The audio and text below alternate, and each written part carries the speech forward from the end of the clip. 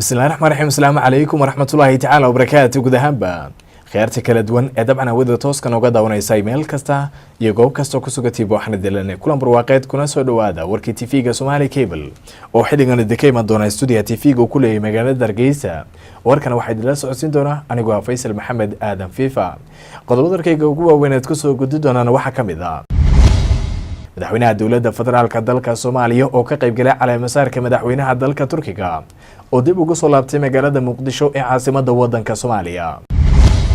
ergadii isugu jirtay xukuumadda madax dhaqameedka iyo culimada uu hogaaminayay madaxweyne ku-xigeenka Somaliland ee dhawaan u baxday deminta shaqaaqa kooban oo dhex martay laba beelood oo deerwadaaga ku wada dhaqan deegaanka Elaf Weyn oo markii ugu horeysay soo saaray qodobo hordhac ah oo lagu xasilinayo deegaanadaasi. shirkadda Midabsan oo ku shaqeyn doonta daabacadda online-ka ayaa ku biirtay shirkadaha kale ee hore uga shaqeyn jiray dalka Soomaaliya. tartanka kubadda cagta ee dunida ee ka soconaya waddanka Ruushkana habeennimadkii xalay waxaa iska xaadiriyay dhamaadka koobkaasi xulka kubadda cagta ee waddankaasi Faransiiska kadib markii uu ka adkaaday xulka dalka Belgium. qodobadaasi ku kor faahfaahsan ba go'dhow isu diyaariya imika tan ku soo dhawaada qadaradayga bulshada.